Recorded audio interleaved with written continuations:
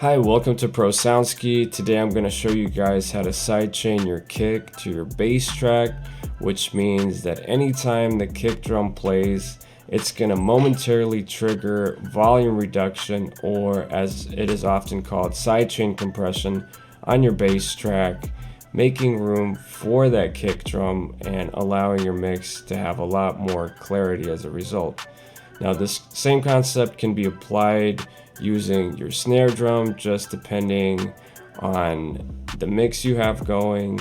And although the bass track is usually the most important track to sidechain, you should definitely try applying this technique to other tracks, just depending on how much the instruments on those other tracks are masking the sound of your kick and or snare sounds. So I'll show you guys two ways of doing this. The first one is simply using the stock compressor that comes with your digital audio workstation, and the second method is using the LFO tool by XferRecord. So let's get into it. So you can see that I have a kick track here and a bass track. The kick track just has a kick sample loaded into the drum rack, and then the bass track is just a massive patch I made. So what we're gonna do, let's click on our bass track, drop in a compressor, and then we're going to click this little arrow here, click sidechain, and here select kick. Now bring down your threshold and raise the ratio and press play. Okay, so we could see that we're getting gain reduction on this bass track as a result of our kick drum. Now, what I like to do is click this little button here, because you can actually see how the volume is being ducked on your bass track. This is very helpful. And real quick, just to go over what's happening with the attack and the release. The attack is how quickly we start reducing the volume of our bass track, and the release is going to be how much time it takes for the bass track to get back up to the volume that it was at after the kick drum has crossed the threshold that we set. So if this value is very low, we're gonna get back up to our initial volume right away, or relatively quick. If this release time is very long, then you could see that it's taking forever, and so we can't really hear our bass. So really you're trying to get these two controls as low as possible, but you can't turn them all the way down, because what happens is you get this weird clicking. Listen to this. So you hear that. All of a sudden you get this weird clicking, so you can't really use the attack at its lowest setting. You have to raise it up a bit, and you have to use your ears to kind of find where it needs to be. Same thing with the release, you can't have it all the way down. You get these weird artifacts coming up, so you have to raise it up a bit and just kind of find the sweet spot of where you can hear the punchiness of your kick. It sounds the way you want it to sound, and there's no obvious ducking in volume of the bass, unless that is the effect you're going for. So play around with the ratio as well. This is how hard the compressor is ducking down the volume of your bass. So if this is all the way up, you'll see for a given threshold value, it will reduce the volume more than when the ratio is at a lower value. So I typically just have it all the way up, but you can play around with these three things and the threshold to get the desired effect. So now we're going to look into the second method, and this is my preferred method. I feel like you get a lot more flexibility in shaping how the kick punches through, and ultimately the tonality of the kick while the bass or whatever other track is playing. So What we're going to do first is click on this kick track, select our sample, and then press Control, hold down Control and press G. That's going to group our sample.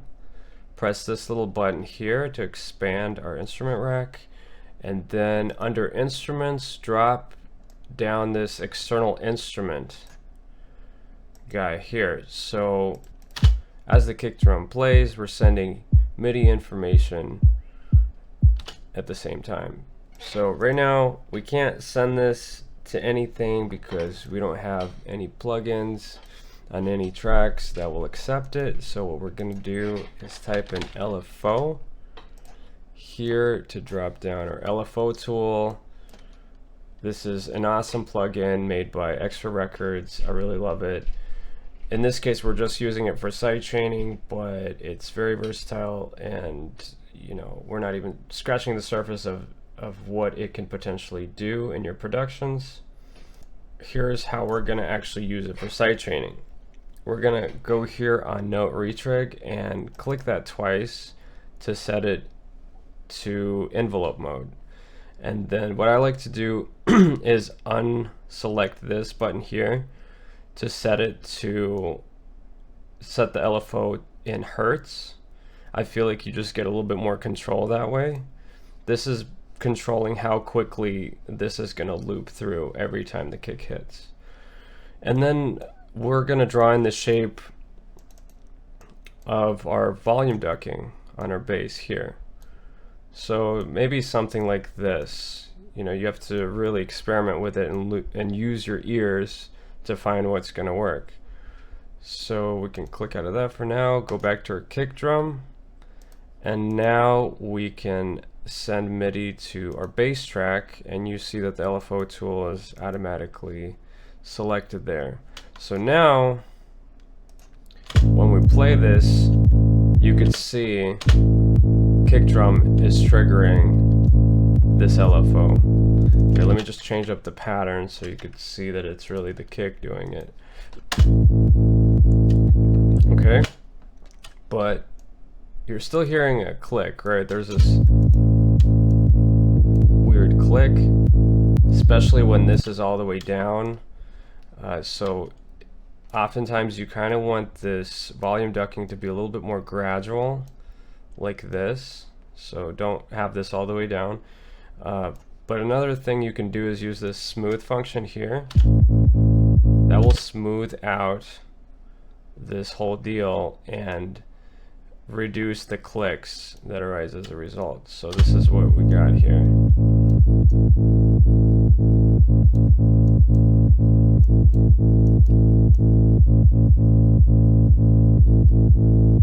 Maybe a little bit more.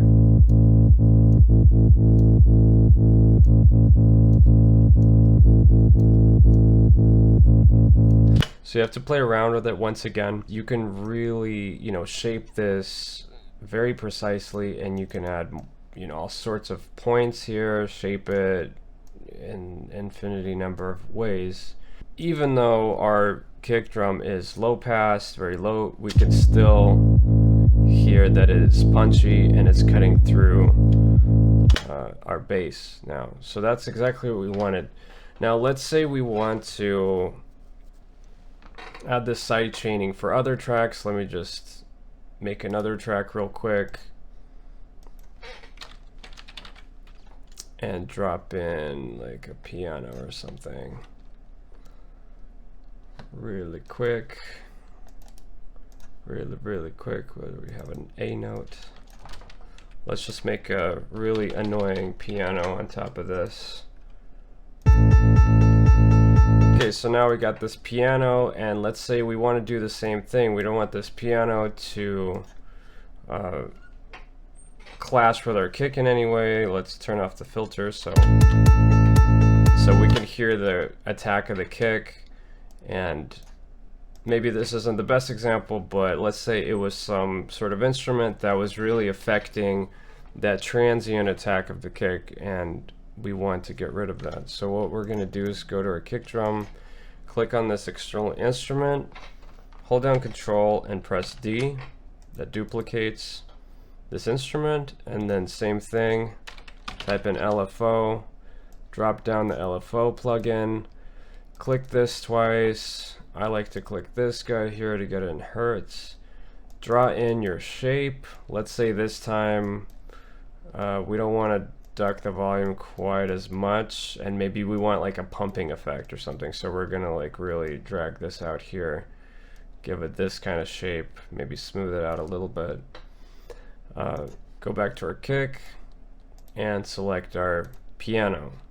So now this is what we're getting.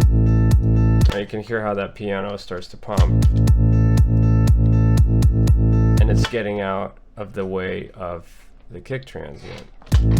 So here's without it, here's with it.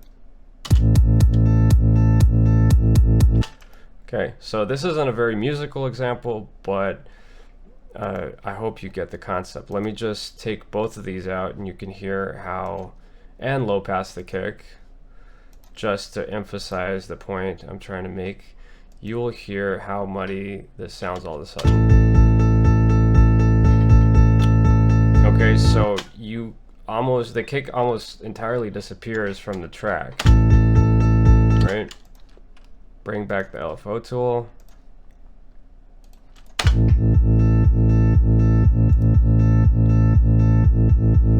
It's very low pass, but you can still hear it, and it punches. You can hear the punch of the kick, which is mostly in the lower mids. So that's how you do it, guys. That's how you make room for your kick drum. This same concept can be used for your snare drum, and you want to take either this LFO tool or compressor or whatever you end up using and adjust this volume ducking on each track individually, using your ears to get your kick or your snare to punch through. You don't want to use the exact same settings on every single one necessarily. Play around with it and just listen for what you're trying to hear in your percussive sounds. So I hope this really helps you guys. This was my very first video, so I really appreciate you guys liking the video, commenting on it. Please subscribe. I will have a lot more videos coming up where I'll be giving out more tips on music production and just all sorts of information that has helped me. So thank you guys. I will see you in the next video.